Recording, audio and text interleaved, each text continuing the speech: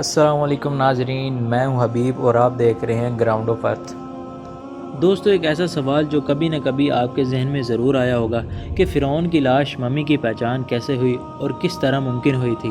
1891 میں کوئی انسان نہیں جانتا تھا کہ خدائی کا دعویٰ کرنے والا فرعونیوں کا کیا ہوا تھا۔ ان کے واقعات کہاں پر ہیں، کہیں ہیں بھی یا نہیں۔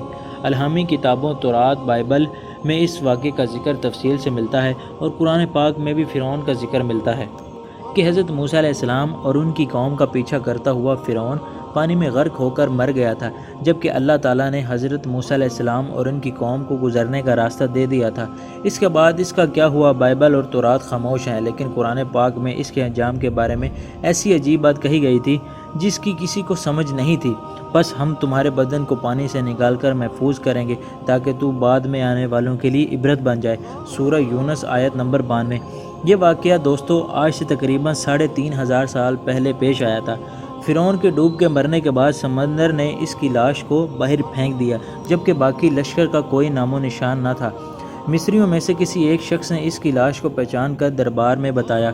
فرعون کی لاش کو محل میں پہنچا دیا گیا۔ درباریوں نے اسے پوری شان سے اس کی لاش کو مسالے لگا کر محفوظ کر دیا۔ حنوط کرتے وقت اس سے ایک غلطی ہو گئی تھی کہ فرعون سمندر میں ڈوب کر مرا تھا، اور مرنے کے بعد کچھ عرصہ پانی میں رہنے کی وجہ سے اس کے جسم پر سمندری نمکیات کی ایک تہہ جمی رہ گئی تھی۔ مصریوں نے اس کے جسم پر وہ سمندری تہہ اسی طرح رہنے دی اور اسے اسی طرح حنوط کر کے محفوظ کر دیا۔ وقت گزرتا رہا، زمین و آسمان نے بہت سے انقلاب دیکھے جن کی گرد کے نیچے بہت کچھ چھپ گیا۔ حتیٰ کہ فرعونیوں کی حنوط شدہ لاشیں بھی زمین کی تہہ کے نیچے چھپ گئی تھی۔ ان کے نام صرف کتابوں اور لوگوں کے ذہنوں میں رہ گئے تھے۔ اس واقعے کے 2000 سال بعد اس دنیا کے آخری پیغمبر حضرت محمد صلی اللہ علیہ وآلہ وسلم تشریف لائے۔ ان پر نازل ہونے والی کتاب میں فرعونیوں کے قصے بڑی تفصیل کے ساتھ بیان کیے گئے تھے، اور اسی سلسلے میں اسی فرعون کا جسم محفوظ کرنے کی بات بھی ایک آیت میں آئی تھی، جس کی سچائی پر سب اہل ایمان کا پختہ یقین تھا۔ لیکن وہ سمجھنے سے قاصر تھے کہ اس خدائی کا دعویٰ کرنے والے کی لاش کہاں محفوظ کی گئی اور کیسے اس عبرت کا نشان بنایا جائے گا۔ 1871 میں مصر کے ایک شہر الغورنیہ سے تعلق رکھنے والے ایک غریب اور ایک معمولی چور احمد عبد الرسول کو فرعونیوں کی حنوط شدہ لاشوں کی طرف جانے والے خفیہ راستے کی رسائی مل گئی۔ احمد عبد الرسول، جو کہ پرانی چیزوں کو چرا کر بیچا کرتا تھا، ایک دن وہ دریائے نیل کے کنارے سے تسبیحہ کے مقام پر اسی سلسلے میں پھر رہا تھا۔ جب اسے خفیہ راستے کا پتہ چلا، وہاں پر وہ پرانی چیزوں کے لیے جگہ کھود رہا تھا۔ اسی دوران اسے کچھ لوگوں نے پکڑ لیا اور پولیس کے حوالے کر دیا۔ وہ جس جگہ کو کھود رہا تھا، وہاں سے ملنے والے راستے کی جانب مسلسل کھدائی کی گئی۔ 1891 میں دوسری ممی کے ساتھ اسی غرق ہونے والے فرعون کی لاش بھی وہیں ملی۔ اس کے تابوت اور اس کے سینے کے مقام پہ اس کا نام لکھا ہوا تھا۔ ان ممیوں کو ماہرین قاہرہ لے گئے۔ جب ان ممیوں کا تفصیل سے جائزہ لیا گیا تو فرعون والی ممی پر جمی ہوئی نمکیات والی تہہ سے تصدیق ہو گئی کہ یہ وہی فرعون ہے جسے اللہ نے پانی میں غرق کر کے بدترین عذاب سے دوچار کیا تھا۔ یہ بہت بڑا واقعہ تھا۔ اس کی تصدیق کے لیے دنیا بھر سے ماہرین، صابرین اور قدیمہ اور سائنسدان مصر کی طرف چل پڑے۔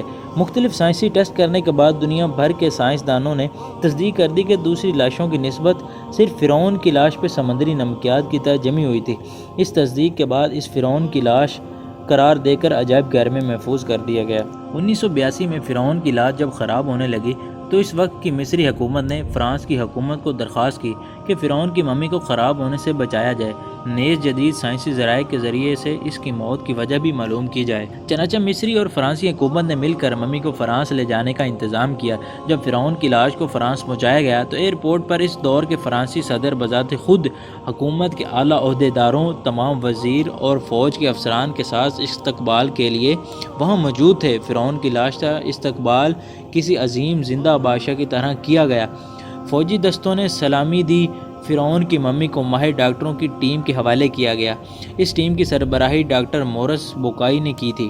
مائکروسکوپ کے ٹیسٹوں کے ذریعے تمام اجزاء کا باریکی سے جائزہ لیا گیا تو معلوم ہوا کہ اس کی لاش اور جسم میں سمندری ذرات ابھی تک موجود ہیں، اور موت کی وجہ بھی پانی میں ڈوبنے کی وجہ سے ہوئی تھی۔ ایک بادشاہ کی موت پانی میں ڈوبنے کی وجہ سے ہو، یہ ڈاکٹر مورس کے لیے حیران کن بات تھی۔ اس نے اس ممی کے بارے میں مزید جاننے کی کوشش کی تو اسے معلوم ہوا اس بادشاہ کی موت کے حالات مسلمانوں کے نبی حضرت محمد صلی اللہ علیہ وآلہ وسلم پر اتری کتاب قرآن پاک میں تفصیل سے درج ہے۔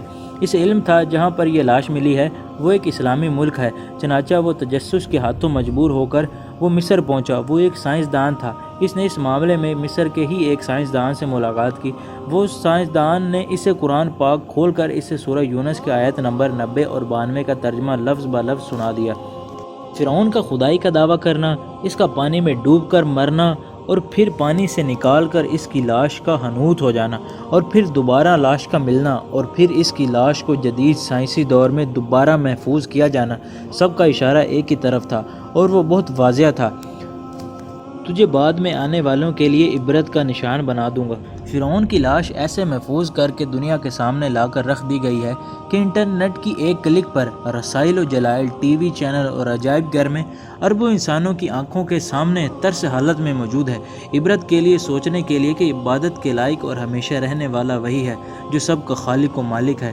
ڈاکٹر مورس نے جب آیت کا ترجمہ سنا تو اسی وقت وہ پکار اٹھا کہ اللہ سچا ہے، اس کا قرآن سچا ہے اور اس کا نبی حضرت محمد صلی اللہ علیہ وآلہ وسلم سچے ہیں۔ کلمہ پڑھا اور اسلام میں داخل ہو گیا۔